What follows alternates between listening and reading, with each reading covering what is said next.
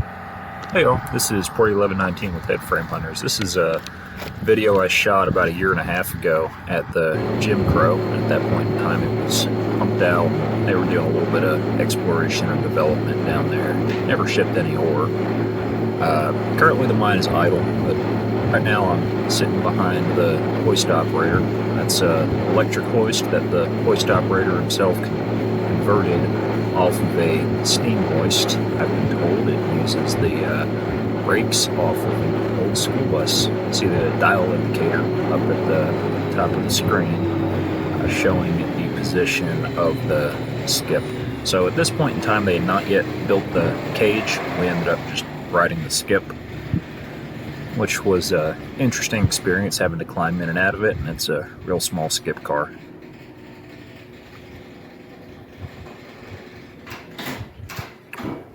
Yeah, there you just engage the brakes. Now we're sitting on the skip just below the collar of the shaft. It's a 80-degree incline shaft, 300 feet deep, with drift levels at the 200 and 300. They did later attempt to develop a drift level at approximately the 75-foot level. Not a whole lot came of that. Oh, yay.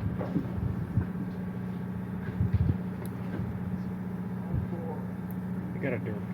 The collar work you can see here with the shotcrete and chain link was done about 6 years ago. That was looking at the Yagi antenna that provides the mine's radio system. I was told the collar was in really poor shape at that time. Not fast. You got different hoisting that speeds for stabilization work was necessary to prevent it from failing and eating the shaft.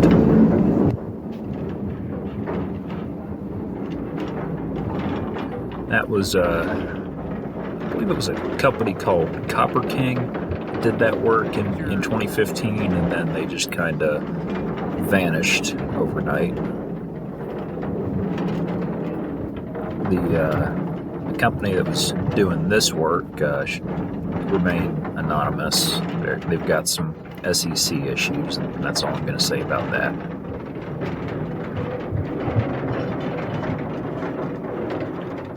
This is about a 100-year-old shaft. I don't recall the exact date it was sunk, but it's all timber. The timber that was submerged and the water line was about at the 50-foot level, if you remember my first video on this property. The timber that was submerged held up just fine. It was the timber in the transition zone that was exposed to air, then water, then air, then water. That's what rotted badly and had to be stripped out and replaced.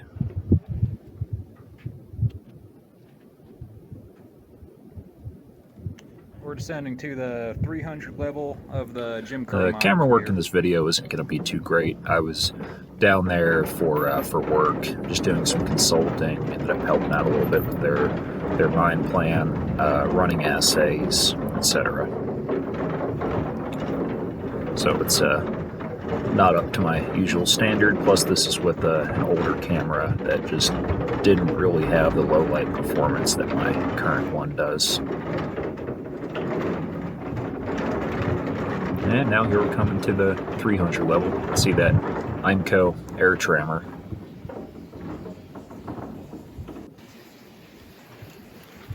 Yeah, they had some trouble with this thing. It's just an air motor and a receiver tank on a car body. The air in it doesn't last too long. Usually you can only tram those a couple hundred feet before you have to recharge it, but they don't require batteries, they don't require diesel, they provide their own ventilation. This is the 300 West drift, headed towards the Gold King claim. They were working on driving towards that. This car was topside when I was here last. Shut the mine down. That one was underwater. Oh, it was? When we were down here, it was on a Saturday, and the crew just wasn't working, but the mine was active when this video was shot. And they just drained the gear oil out of this thing, cleaned it up a bit, and it ran.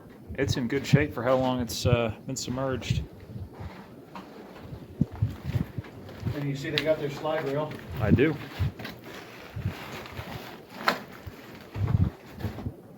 Got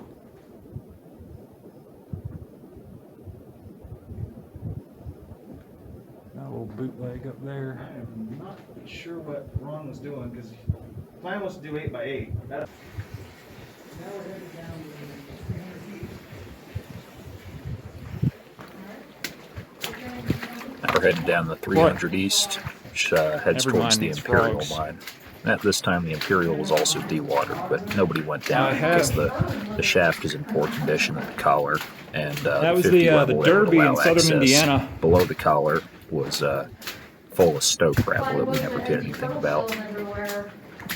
Thought about getting a Bobcat S70 in there to muck it, but that never happened. Looking into some old workings over there. Thing was blind and bad, but it was alive. Yeah. They built this recently.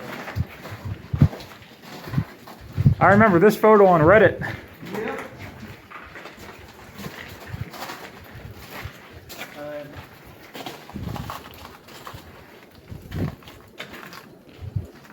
And that's what the 300. I think this batch ran. Alright. It's always fun when miners get Reddit. But you can see you kind of start seeing the black sulfides. Mm-hmm. Oh yeah.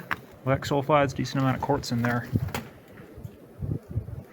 What was this assaying? About a 1/4 ounce gold? This stuff's a little bit, it's running about 0.15 gold and then Yeah. 5 ounces silver. You'll get flyers up into the 15, 20.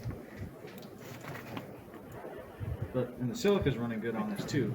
It's 88%.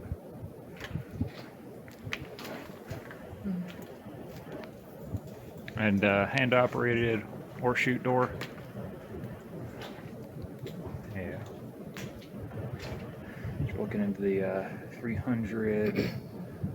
300 This is the 300 East shrink stope. That's where all their ore came out of this go round, except for a small open stope on the 200 or 200 West. Continues to the 200-foot level. And that goes up to 200, then dog legs, and there's a escape shaft all the way up to the surface. From the 300 level of this family race. The ladders are limits. They are. This is a lost art. There aren't more than maybe a half a dozen mines in the U.S. where this is done at right now.